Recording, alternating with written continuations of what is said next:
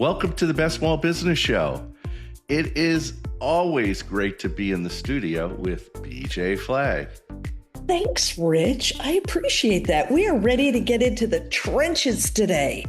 Every day we are flooded with your emails and comments. We totally appreciate all of that. Today we are going to be launching into a new monthly format, once a month, audience Q&As. We have grouped the questions together into a central theme. So this month's theme is the pain point. Decision paralysis is suffocating your daily operations. Oh my gosh, I felt so bad for everybody. Yeah, well, we get so many letters. We thought instead of just reading offshoot questions left and right, we'll group them into a topic, and then there'll be different problems under that topic, but it'll be actually interesting. We've always wanted to do this, so we're taking the charge, and we thought we'd do a Q&A every month and throw that in. So ultimately, we want you to stop overthinking and start executing more. And you know what's going to happen? We have your direct tactical solutions ready for you. So I hope you're excited about what we're talking about today. For sure. And Rich, set the stage so that people can understand the audience questions and such. Well, we need a mindset shift right now. Your business problems aren't unique. And it's funny, BJ and I talk about this all the time. We deal with clients and they're never unique. Nobody has this problem that they've never run into before. But the problem is we tend to sugarcoat our issues, and that's going to kill you in your market. If you need to have fact-based, ruthless execution is the only path forward. You need to take action, because if you sugarcoat the issues, you're never going to solve them. They're just going to hang around like old luggage. Yeah. If you think you're ignoring them, you're not. You're not ignoring them. So let's dive into the 4 critical listener questions, because of them being pretty common to each other, and delivering 4 raw, unfiltered strategies today. Okay, I'm going to kick it off. The first one was cut the toxic top earner. I thought this was great. Question for Mark. My top salesperson brings in 40% of the revenue, but is completely toxic. Do I fire him? Well, Rich? Mark, thank you so much for that email. I think it was an email we got. Here's our answer. Absolutely, yes. You need to fire them today, because at the end of the day, they are a cancer that is killing your corporate culture. Everybody else sees their bad behavior, their toxic behavior. Oh my gosh. And you know what? The hidden costs of turnover outweigh their sales. You have to keep it in perspective. Good employees quit because you tolerated those bad ones. Don't do that to yourself. Just get rid of the person. They're infecting everyone around them. So your action step is to terminate them immediately. Distribute their accounts to the other hungry reps and watch your team morale skyrocket. I've seen this happen constantly, where you ultimately make the decision to fire someone, and once you fire them, everyone comes to you and goes, I'm so glad you got rid of that guy. I didn't like it. I almost left. So. Oh my gosh. We've been working on one website where we are on our 6th contact. Wow. And they have pushed it up to the board, pushed it back down to a new employee, and then pushed it back up to the board again. And not good. Yeah. So number 2. Number 2 is stop competing on price. Okay. We have a question from Sarah. Sarah, thank you. Thank you so much. She sent us a message. I'm working 80 hours a week and barely breaking even. What is wrong? Okay. And by the way, this is a typical issue that I run into all the time with my clients. Oh yeah. And when this came over, Both Rich and I are like, put that one aside. Put it aside. Yeah. You are, Sarah, we love you, but you're commoditizing your own value. Competing on price is a guaranteed race to the bottom. We think there's an issue in there. Yeah. Could it be a boundary issue? Could it be a organizational issue? Could it be, something going on? But no, not 80 hours a week. That's just not for your own business. Yeah. The key thing is barely breaking even. That means you're not Oh, charging the right thing. I've run into this with a few clients where, well, I need to keep the price the same for my older clients. And I go, premium clients will gladly pay for premium solutions. And if you're giving your clients top-notch service, they don't mind paying a little bit more.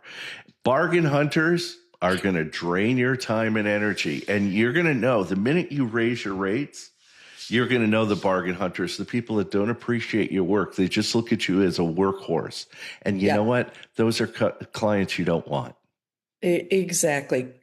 Refer back to toxic. Yeah. The action step is raise your prices 20% tomorrow.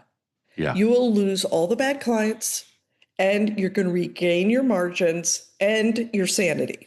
This is a step you have to take. Oh my goodness. Yeah, I have a client. They charge their client $500 a month. Okay, so if that person raised their rates, it would be $600 a month. And she works with small businesses. And I said, "What small business, if you're doing great work with them and they've been with you for years, would complain about $600? Would they go, oh, that's it, I can't pay it, and have to go out and start with someone totally new that they don't Find know?" them, find them. Yeah, Yeah. find them. You're absolutely right. Find them, test them, go with them, and they might not be as good, or they'll pay the 20% more. And nine times out of 10, they'll pay the 20% more. So this podcast is sponsored by New Renew Brand Marketing. New Renew is a full service agency building strong brands with clarity and vision. Their clients are reaching their potential with innovative messaging, results-driven AI research and analytics, with their audiences front and center. Reach out to BJ Flagg at newrenew.com today. And this podcast is also sponsored by Rich G Business Coaching. Most business owners freeze when facing tough, critical daily decisions and questions. Rich G's coaching practice is built for you to break that paralysis. He helps you execute ruthless, profitable decisions. Are you ready to move up? Spend 20 minutes with Rich. No cost, no pitch. He'll bring 2 decades of results and solutions for you. Go to richg.com to sign up. So let's get back into it. BJ, what's our third question? Okay. Enforce or delete. This was one of my favorites. It's from David. Thank you, David. My team completely ignores our operational processes. Next steps? Oh my gosh. Go ahead, Rich. Okay. Now, oh boy, nobody's listening to you, David. Shocker. A process without enforcement is just a weak suggestion. If you're putting these processes in place and nobody's listening, that's a problem. And at the end of the day, you're actively training your staff to ignore you and your processes. We have a pretty large production system, and you have to put in, the emails get dropped in there, you have to maintain your account so that the future you can look back and say, oh, yeah, that's right. We use this person for printing. Well, what I'm trying to stress here is that you got to stop rescuing these people when they skip a vital step. And if you really look at it and you say, okay, I want to be a true leader, because true leaders hold their teams accountable for the entire system. When I see something starting to go astray and things aren't getting into the production system, I call somebody on it right away. Accountability is huge in this area. Yeah, and BJ, the action step for today is institute a zero tolerance policy.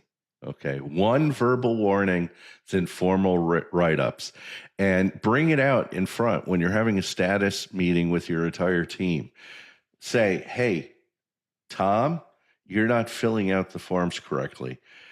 There's a reason why we do it. Everybody else is doing it. Everybody else does it, and they find it's very valuable.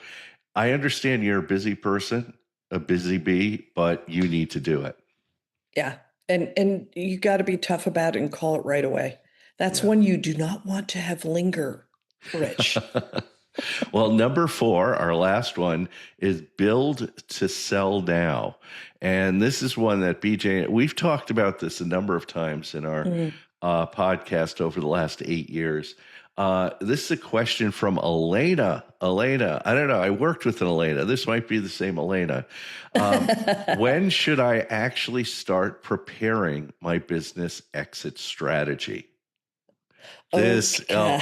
how many times have we gotten this question? Oh my God. So many times, so many times. I wanted to say when you don't have white hair. I wanted to say a lot of different things. I wanted to say you should have started yesterday. But frankly, when you start your business, you need to have your exit strategy in mind. That's got to be part of the whole entire plan. Yeah. A business relying entirely on the owner is fundamentally worthless. Think about this. Rich and I both have our own businesses, okay? But we also have intellectual property. We have an entire businesses running underneath us. All of those things need a succession plan. So you got to start when you start. That's just, common knowledge. Got to do it. Yeah, I usually tell people that own businesses, you're going to do one of 3 things with your business. You're going to sell it, you're going to merge it, or you're going to power it down. And that's it. And so start understanding what are the ramifications of each, what are the financial ramifications of each. But buyers purchase automated systems. Okay. They're not buying you. You're going away. And the more that you touch things, the more that you make decisions, the more that you're running the machine, they're not going to buy it. They need to see automated systems, and they need to see recurring revenue that keeps coming in, clients that keep coming in. They absolutely do not buy an overworked founder. And I see this happening. I worked with an attorney, and it was one-man show, and he had an assistant.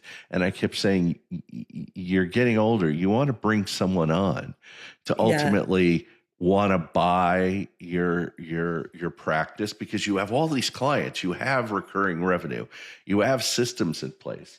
And he's like, no. And he's running it all himself. And I think he's just going to power down. I was going to say power down. Number three. And that's not wrong. We're not saying it's wrong. It's just that, when you're running your own business, that's your retirement plan. You can definitely have a nice little retirement plan going there. So just some forethought, just some planning, you can really have something go well. The action step is to document every workflow. Make yourself completely obsolete by massively increasing your valuation. So for a company like ours, it's me stepping back. We actually have a joke about it. Okay, well, when are you going to take the 3 steps? Meaning stepping back from an account so that I'm not lead. Yeah. I don't ever want to be lead. I could step back in, say hello, do all the things, but how can you make yourself dispensable? Yes. It would be a great way to say it. That was a good question, Alana. That was really great. So at the what we want to do is decisive action solves 99% of your business anxiety. So stop hesitating. Fix the root causes of these problems today. And you know what? Faster decisions, better people, better business, better life. It's just the math. Yeah. And thank you to our producer, Richard Scalzo, for making us sound great. And thanks for tuning in to the best small business show. And by the way, I did some searching on AI. Yeah. There aren't that many small business podcasts out there. We're one of the best. We are the best. And we appreciate everybody's notes and emails. We really do. Thank you. Thank you. Yeah, we're going to build this in. Every month we're going to be doing Q&A, so please send us emails and text messages and just reach out to us in any way that you can. Thank you so much and have a great day.